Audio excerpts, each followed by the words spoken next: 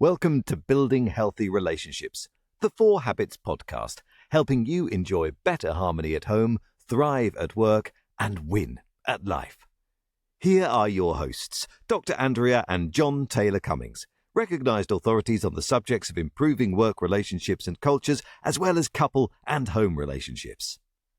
Well, hello and welcome to another episode.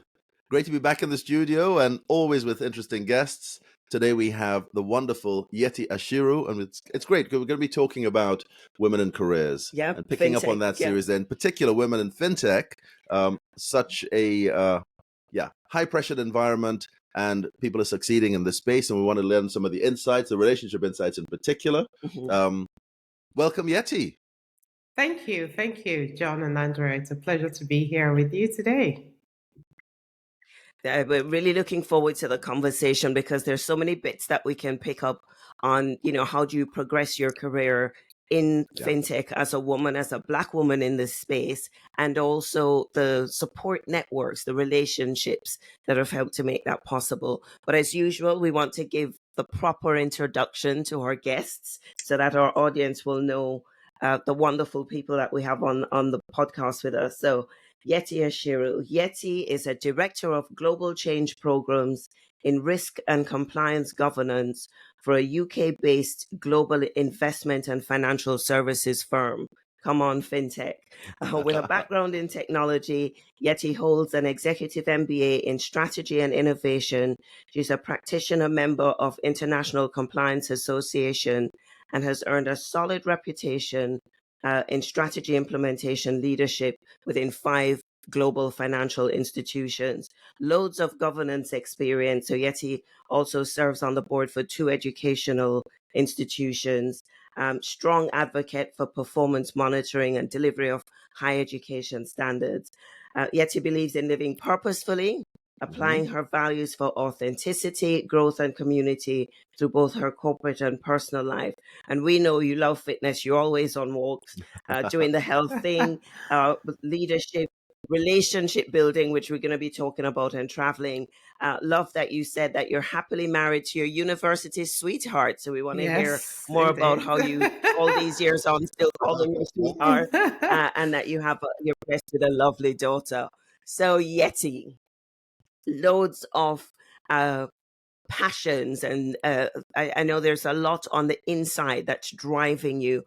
Give us a little bit of the backstory of, what got you to where you are, and then tell us what's the passion that's driving you forwards now. Yeah. Right. Oh, that's a really broad question. What got me to where I am? Just take it where you like. I know, right? So just a little bit of background. I grew up in Lagos, Nigeria, and I was just a regular, born into an average income family, I would say. But my dad always wanted the best for his children, and he pushed us hard to do that. So great family values growing up. You work hard, you earn your space. The world is your oyster. You get up, work hard. My dad never wanted anyone sleeping in bed till 12 noon. In fact, when the sun is out, it says you should not be caught in bed when the sun is out.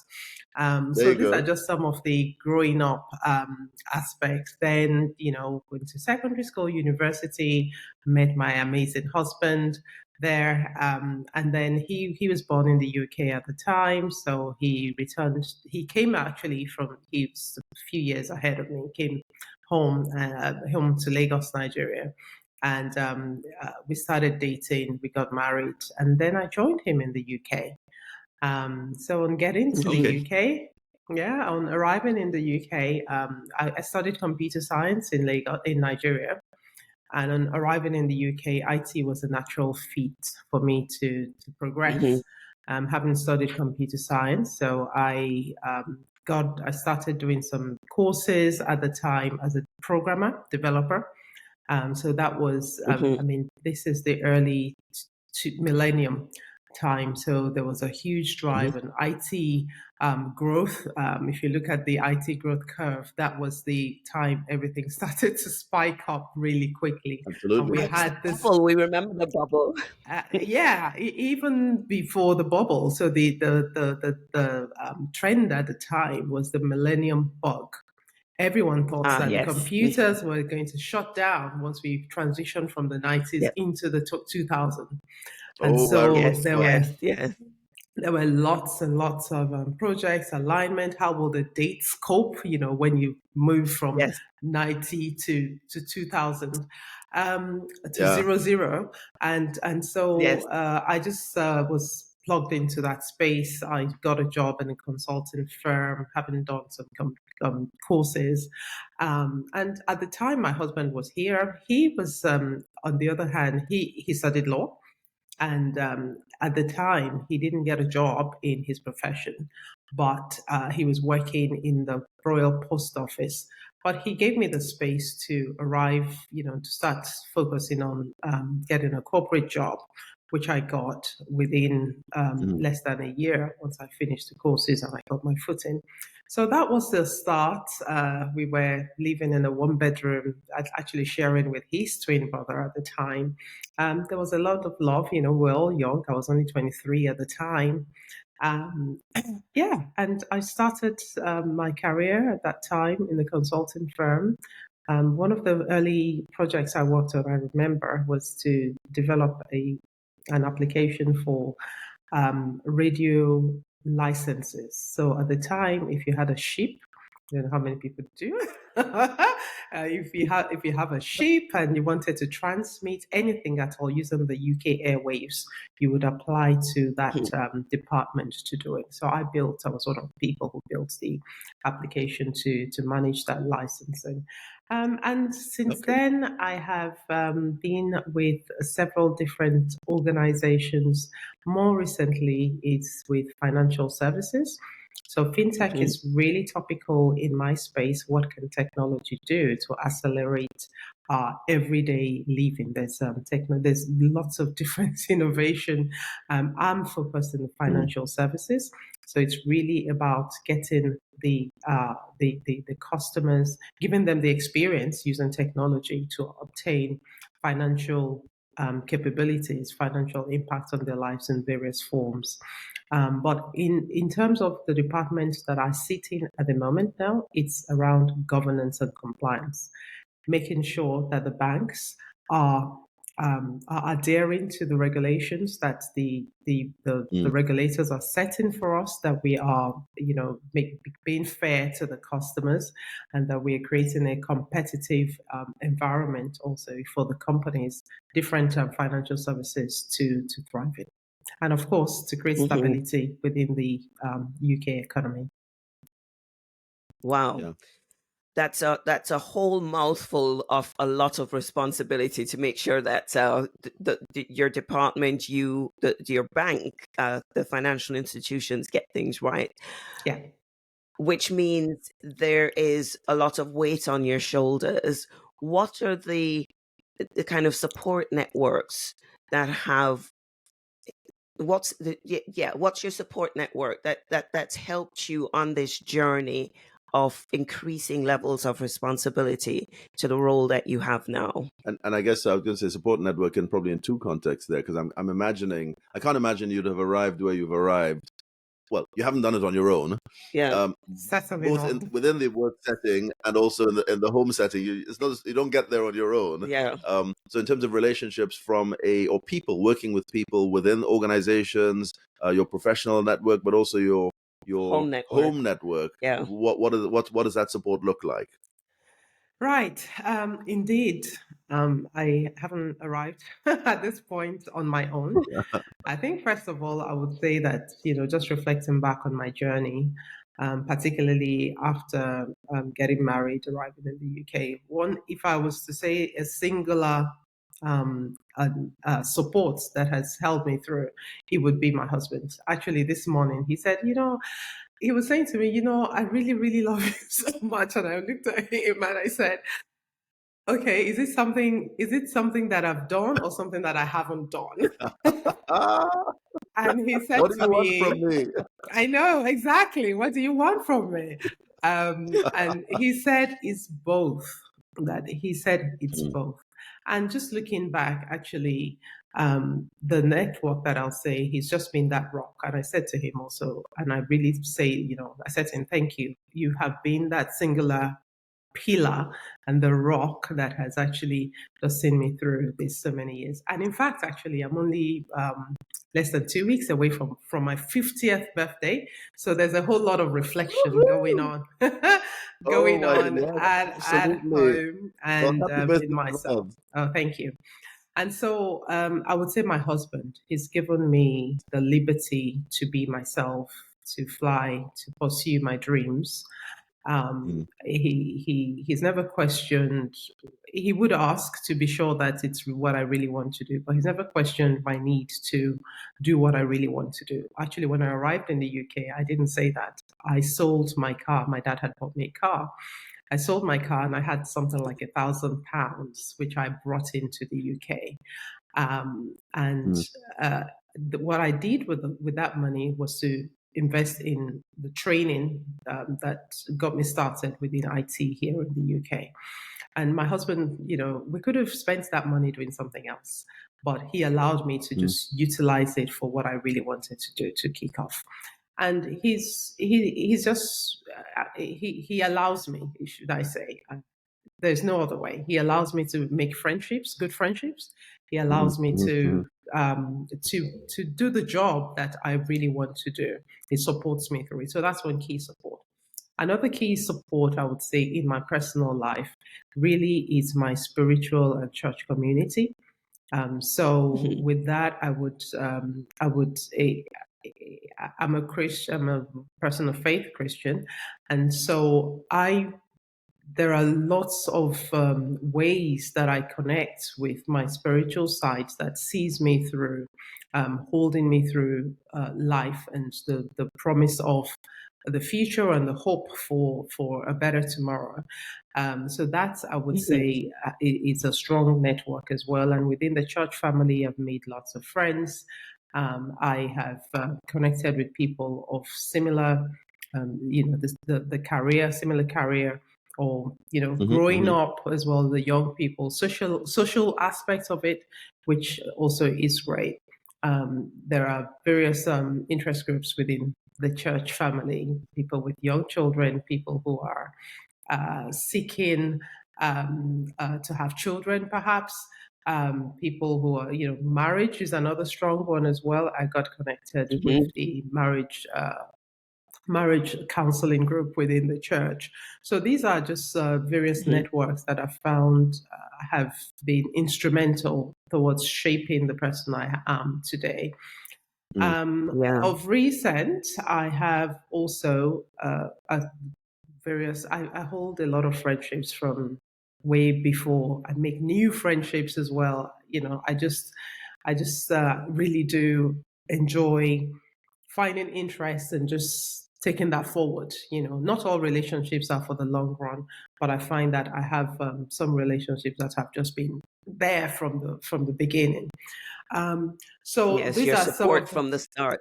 From the start. So these are the personal support network. And in fact, in my local area as well, a few of us are getting together and just say, okay, let's give each other a support.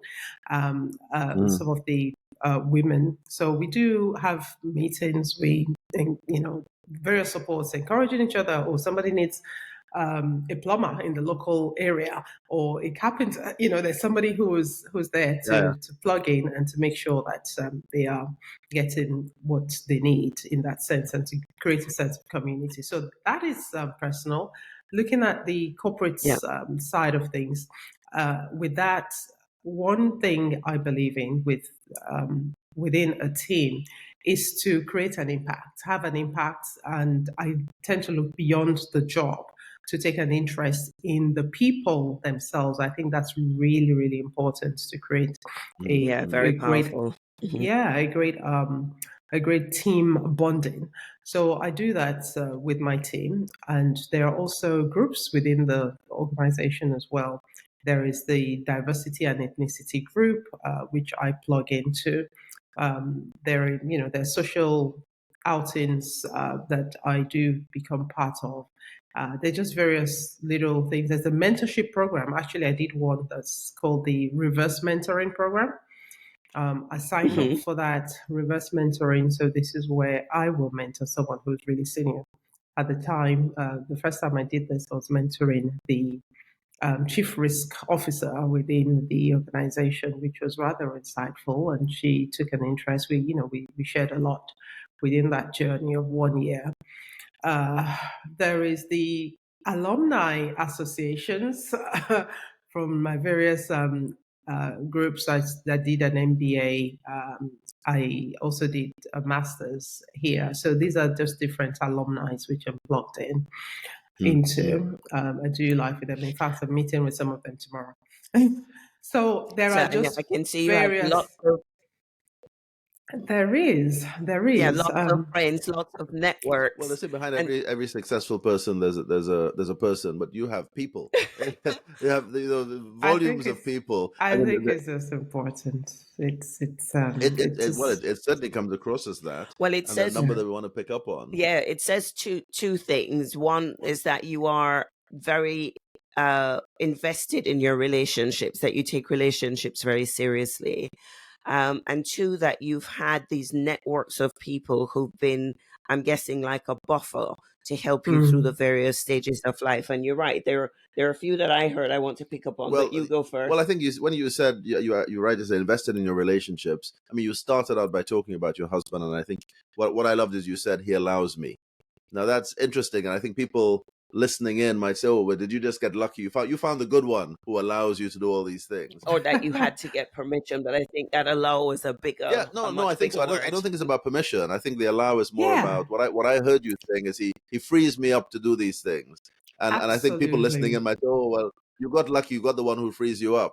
But I think there's more to it than that. But my question would be, what have you done in that relationship to put him in the frame of mind, or in the mindset where he allows you to do things? It's not. I mean, if you have to, as I say, to be friendly, you have to have friends. You have to make yourself friendly. There must be something that you're doing that puts him in that position to be so disposed towards you.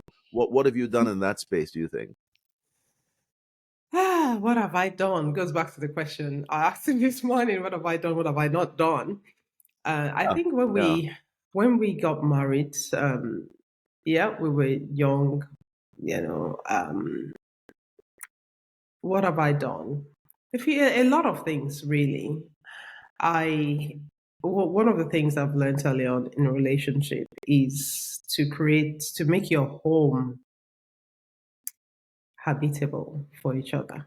And I say habitable very deliberately, to make it warm. And that's the thing that I continue to do, to make sure that my home we're friends. I have the liberty to share. We share everything. So what have I done? I don't know. It's difficult to say what I've done, Well, I'll ask it differently, because I think there are habits that you would have developed in your relationship together. What are the things that you do intentionally? What are the habits that make your relationship work so well? Yes, respect for each other. My voice counts in the house. He respects what I say. I respect what he says. One of the challenges we had actually when we started out was looking at personality. He's more of a reserved personality, not quite an introverted, but I think he arrived in this relationship mature. And I, on the other hand, am very, I would say things as it is. I didn't have much filter. I didn't have much decorum in how I express things when I'm upset at the time. And over time, he says to me, look, if you come to me as a lion, you will get a lion's reaction. And so with that, I started to be more considered in how I put my point. I didn't stop putting my point forward, but Mm. to be mindful of how this might land or might be construed, rightfully or wrongly so. So I amended my language. And that, Wonderful. Yeah. again, goes towards creating an atmosphere in the house. Because when the atmosphere is all charged up with wrong words, wrong language, lashing out, it just doesn't create that atmosphere that even I want to be a part of. So I changed my So true. language. Totally. I changed my language. I'm loving towards him. Now I've used that as an Yeah. example, but it just goes with everything else, with the way we relate in the house as well. I'm trying to find examples to buttress the point, but we treat each other with respect, and that each person counts, Yeah. and they Yeah. bring That comes equal across loud value, and clear. into into the To relationship. the point where he's still happy to say to you in the morning, "I love you," Yeah. like that. Yes. So Yes. Yes. Yeah. it Yeah. says a lot. And I loved it. You said it at the very beginning that you give each other the space and the support to flourish. And that's, it's just such a wonderful foundation to then be able to go on and excel in your career the way that you've done. So we can see clearly that your marriage to Tayo is a very significant part of who you've become. You also mentioned things like the reverse mentoring or the connections that you had with, I'm guessing, influential people in the workspace. What are some of those relationships that really influenced you and helped you in the progression that you've had? Right. In the workplace, yes. So what I've done actively in the workplace is to network. And this is so some of the relationships I've had with, especially in that reverse mentoring situation also, is to listen to their stories. The senior, a lot of them would have been risen through the ranks. And so to listen to their story, to have that connection, to understand the pain points that they are looking to resolve, and to bring relevance into what you identify the touch points and bring relevance into their space as well. So I've done that. I've asked for I've plugged into their network as well, identify the networks that are relevant to me. So they've referred me to speak to X, Y, and Z. Oh, I think you would want to speak to this person because they do similar to what you've done, or this is the challenge they have. And I think that is bang on within your space. So I do try to connect and expand the network based on that. And someone says you should always be selling your skills because you just never know who needs it, or who needs it, or who you can help, because it's all a collaborative growth journey that we're all in.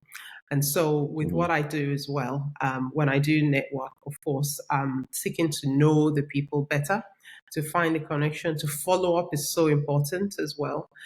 Follow up in the space. Ask if they've told you, they're passionate about golfing or something, or they're going on a golfing expedition. The next time I started keeping a diary with the people I network with, so that when next we speak, because they're not people I have regular touch points with in certain instances, there's that common point and the follow through to be able to do. I think that's really important.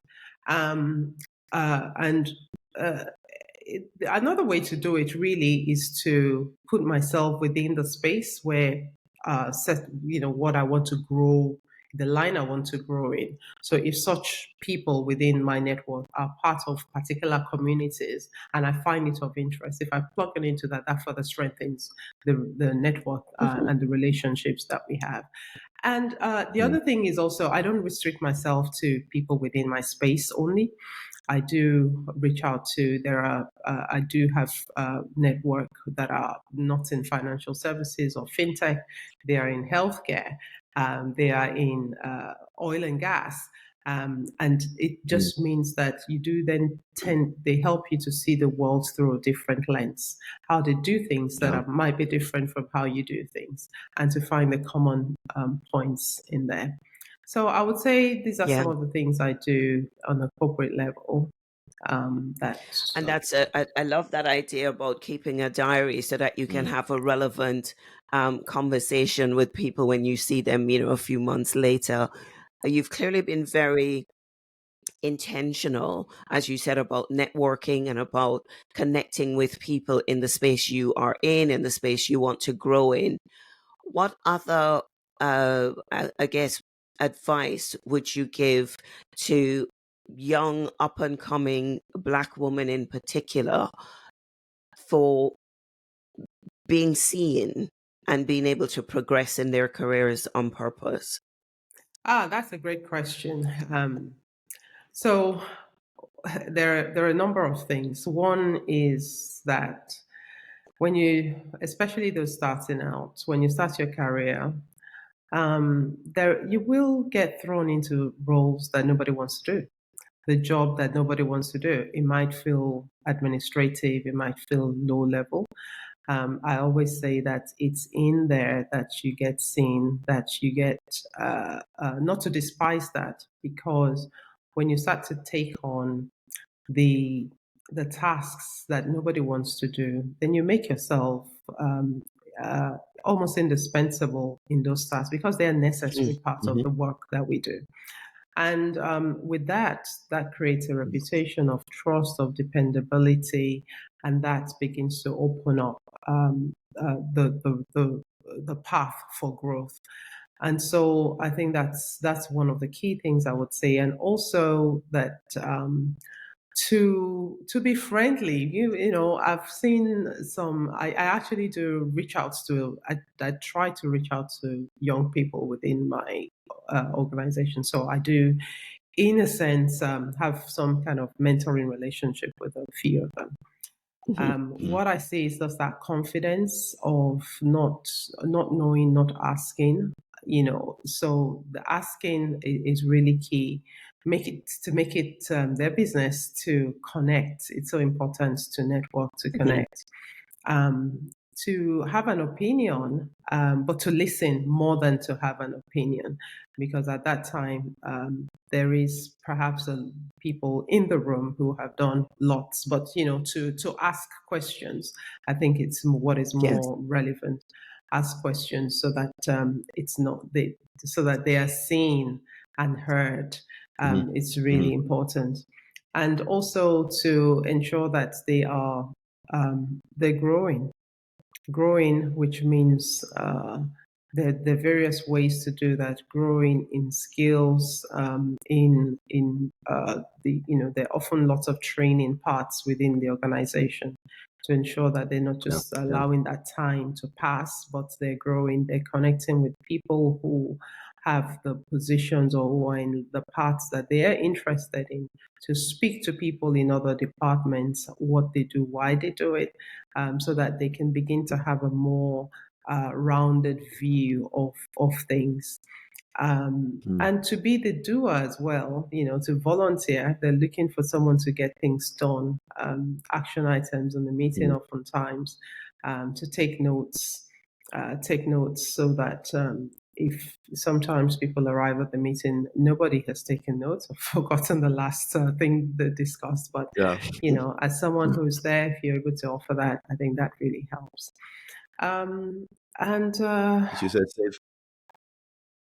I was going to say, as you say, be the reliable one, safe pair of hands, good person to have around. But what advice would you give to those people? Because I've been in financial services. Most of my career has been in financial services. I know some of the people in that environment can be difficult people. Putting it mildly. There are, I mean, it's a high pressure environment. It's all lots about of results. ego. Lots of egos get in the mix.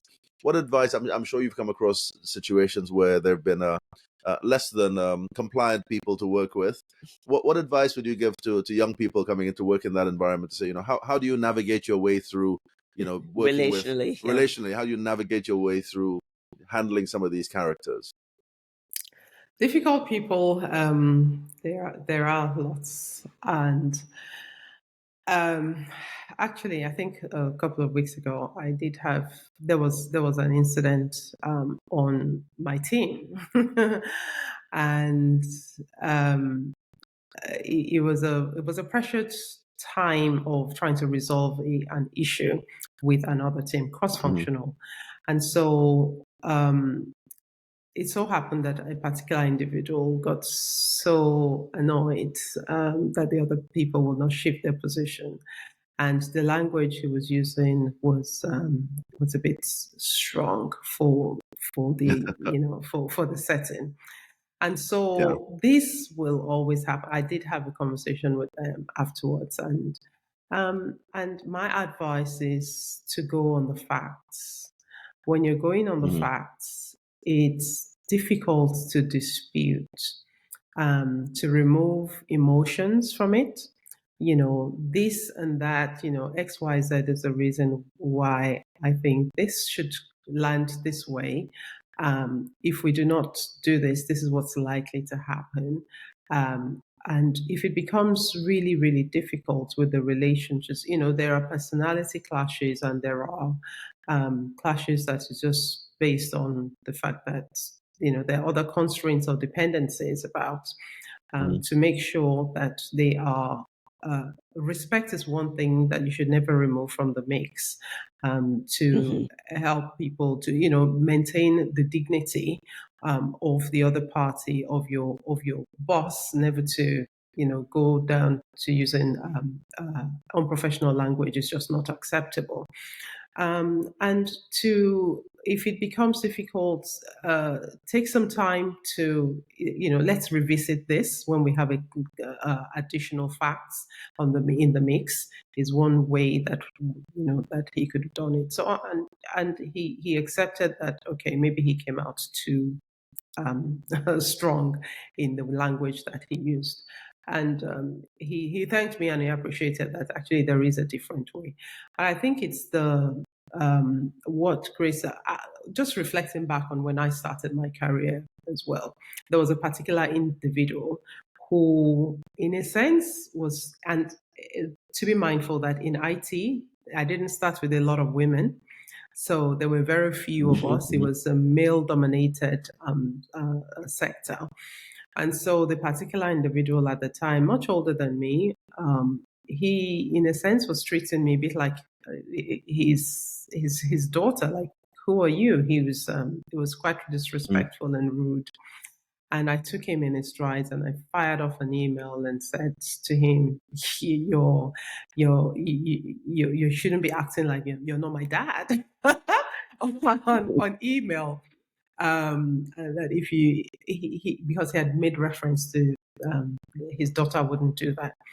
Reflecting back now, I would have approached it differently. He was wrong in doing that, but there is a way you can approach people who try to overstep boundaries. And of course, there is there are routes to escalate these matters, particularly more so now than back in the days, to have a private discussion with them, with the line manager, with HR could get involved if it's required as well. So difficult personalities, I think a lot of people want to be acknowledged. They want to be not necessarily to validate them, to acknowledge their point of view. I see the point you're trying to make here.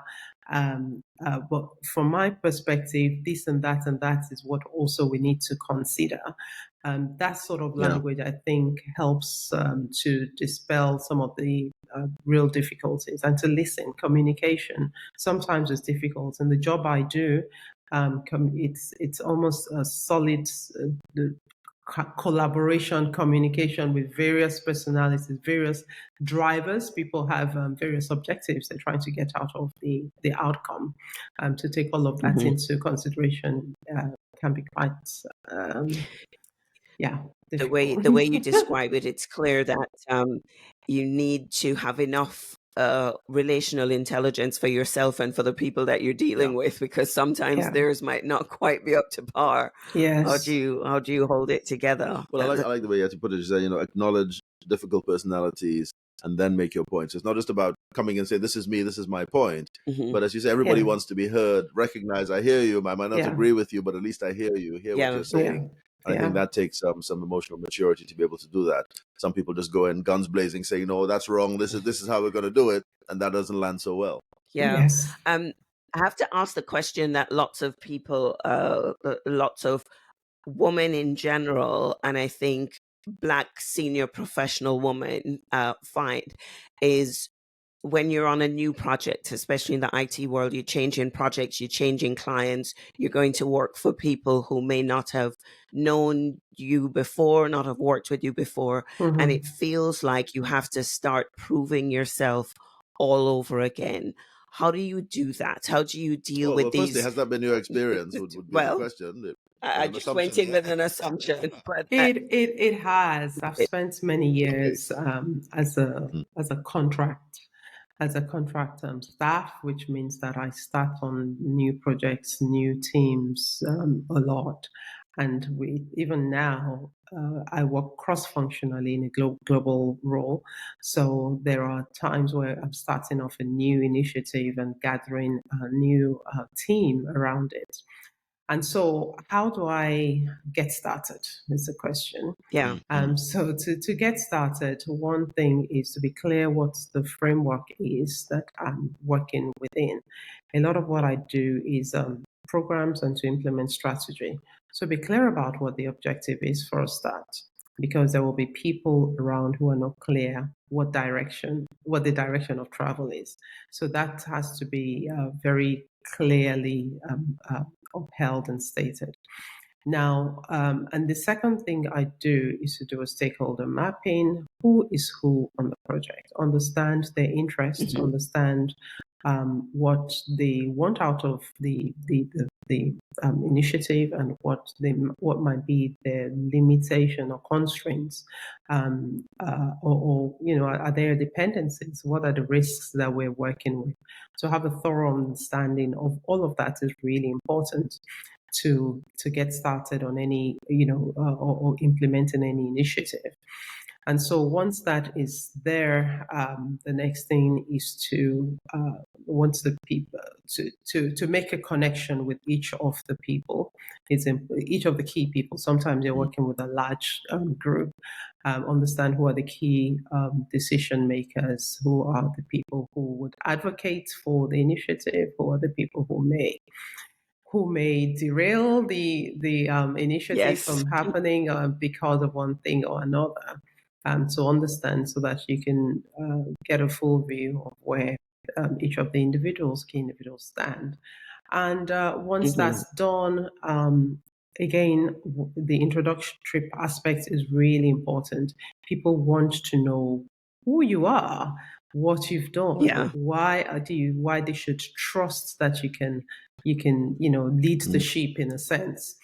And so to introduce based on my experiences, based on what I've done, why I'm here, and looking forward to working collaboratively with you all. And of course, to acknowledge the work. A lot of work isn't starting from zero.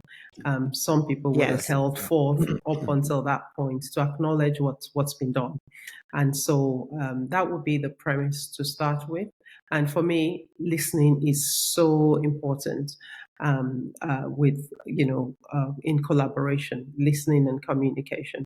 So it's one of the things I've improved on over time.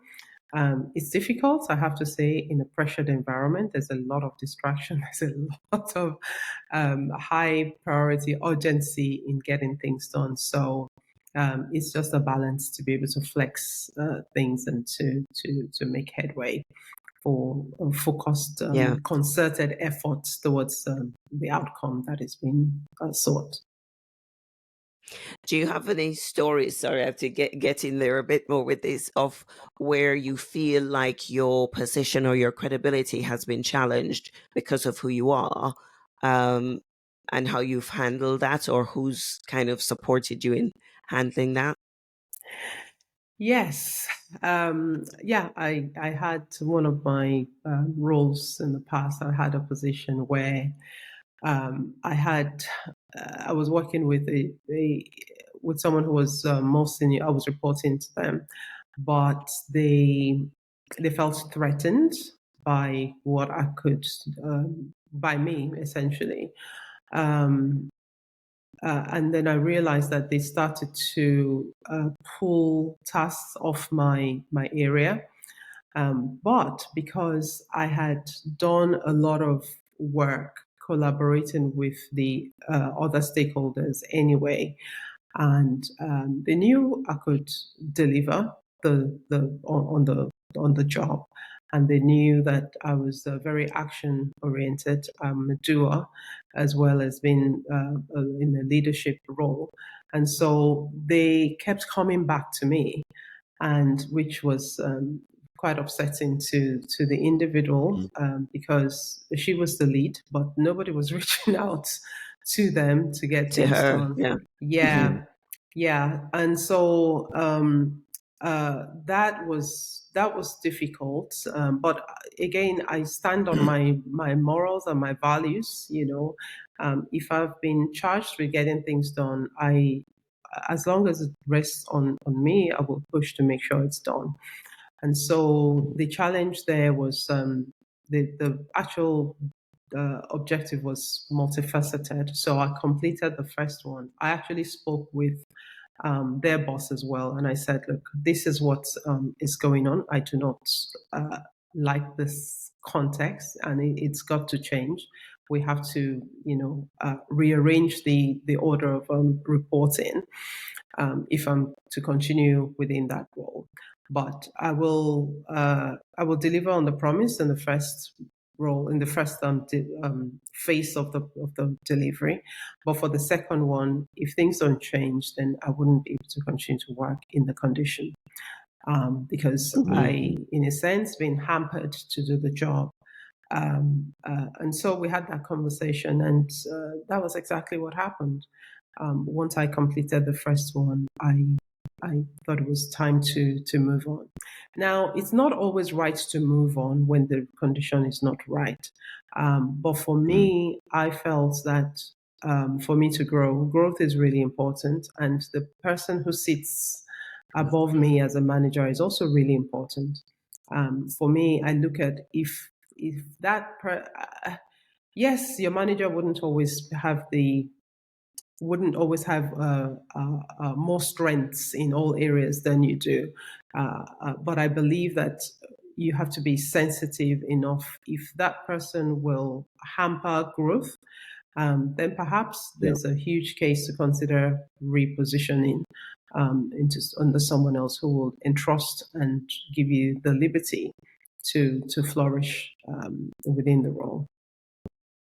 Yeah, That's so powerful. So well said. Yeah, I was going to say, I love the common thread, I think, that runs through all the relationships you've spoken about here, whether it's domestic relationships, work relationships.